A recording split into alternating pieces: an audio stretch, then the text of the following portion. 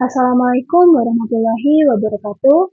Perkenalkan, saya Widya Faridatul Mutahara akan melakukan presentasi penjelasan mengenai 5 tools cyber security untuk mata kuliah keamanan sistem komputer. Baik, langsung saja. Tools yang pertama yaitu Frida.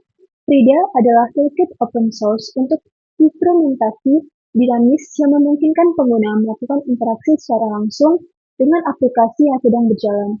Frida dapat digunakan pada berbagai platform seperti Windows, macOS, Linux, dan iOS, ataupun Android. Dengan Frida, pengguna dapat menyuntikkan skrip JavaScript ke dalam proses aplikasi untuk memodifikasi perilaku aplikasi secara real-time tanpa mengubah kode sumber. Adapun fungsi dari Frida adalah sebagai berikut. Yang pertama, analisis perilaku aplikasi secara langsung atau dynamic analysis. Yang kedua, reverse engineering dan debugging aplikasi. Yang ketiga, bypass mekanisme keamanan aplikasi atau install timing. Yang keempat, membantu dan mengubah input-output fungsi dalam aplikasi. Dan yang terakhir, penetration testing pada aplikasi mobile dan desktop. Contoh penggunaan dari Frida. Yang pertama, menginterpretasi dan memodifikasi argumen fungsi enkripsi pada aplikasi Android untuk menguji keamanan data. Yang kedua, bypass XSL timing pada aplikasi iOS dengan menyuntikkan strip yang mengubah hasil validasi sertifikat. Dan yang ketiga, menggunakan perintah Frida PS UAI untuk menempelkan daftar aplikasi yang terinstal pada perangkat Android yang terhubung. Lalu, tools yang kedua yaitu Autopsy.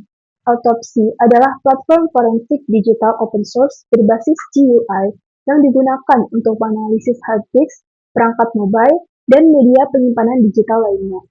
Autopsy merupakan antarmuka grafis dari SlowScript atau TSK dan banyak menggunakan oleh penegak hukum, analisis forensik, serta profesional keamanan cyber.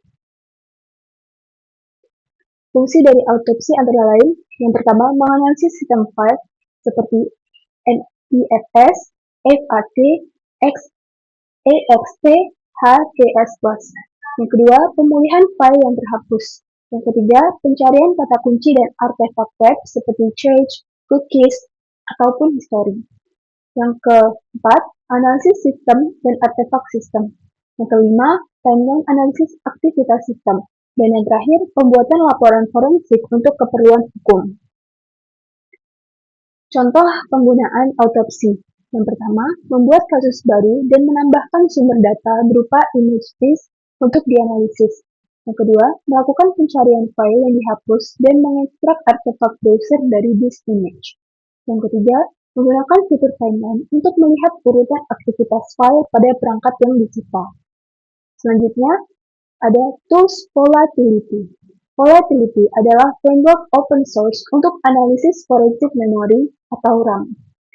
Tool ini memungkinkan investigator melakukan ekstraksi dan analisis artefak digital dari RAM memori pada Windows, Linux, dan macOS. Fungsinya antara lain, yang pertama, analisis RAM memori untuk proses aktif koneksi jaringan dan artefak malware. Yang kedua, mengidentifikasi rootkit dan injeksi kode. Yang ketiga, mengambil data proses, file, dan objek dari memori. Lalu yang terakhir, investigasi insiden keamanan berbasis memori. Berikut adalah contoh kegunaannya. Yang pertama, menggunakan plugin Silix untuk menampilkan daftar proses yang berjalan pada DAM memori. Yang kedua, menggunakan plugin NodeScan untuk mendeteksi koneksi jaringan aktif pada saat insiden terjadi. Yang ketiga, menganalisis artefak malware yang hanya aktif di memori dan tidak meninggalkan jejak di disk. Tools yang selanjutnya yaitu Wireshark.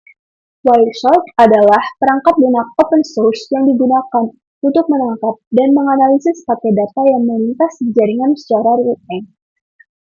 Dengan antarmuka grafis yang user-friendly, Wireshark memungkinkan pengguna untuk melihat detail lengkap setiap paket data, termasuk header, protokol, dan playlist.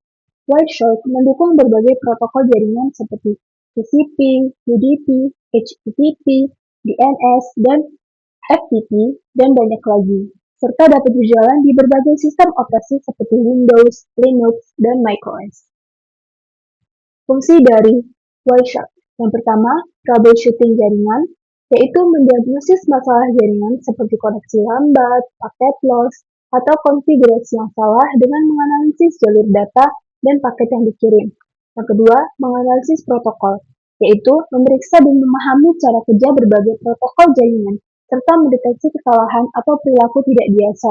Yang ketiga, keamanan jaringan, mendeteksi aktivitas mencurigakan atau serangan cyber seperti spoofing, sniffing, DOS, brute force, dan malware dengan menganalisis pola lalu lintas jaringan.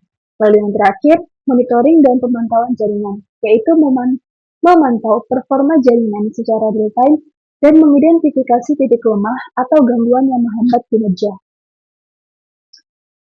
Contoh penggunaan dari Wireshark. Yang pertama, menangkap paket HTTP yang dikirim dari browser untuk menganalisis konten dan header permintaan sebagai bagian dari troubleshooting web. Yang kedua, menggunakan filter untuk menampilkan hanya paket yang berasal dari atau menuju alamat IP tertentu guna memfokuskan analisis pada perangkat tertentu di jaringan. Lalu yang terakhir, mendeteksi serangan brute force pada server dengan mengamati pola koneksi yang tidak biasa dan volume paket yang tinggi dalam waktu singkat. Lalu, tools yang terakhir yaitu LSTAC. LSTAC adalah rangkaian 3 komponen open source, Elasticsearch atau mesin pencarian dan analitik, log test atau pengumpulan dan pemrosesan data, dan Kibana untuk visualisasi data. Stack ini digunakan untuk manajemen, analisis, dan visualisasi data log secara terpusat. Fungsi dari LSTAC. Yang pertama, mengumpulkan log dari berbagai sumber dengan log stage. Yang kedua, menyimpan dan mengindeks data logs di Elasticsearch. Yang ketiga, menganalisis dan memvisualisasikan data log menggunakan Kibana. Lalu yang terakhir, monitoring performa aplikasi troubleshooting dan deteksi anomali keamanan.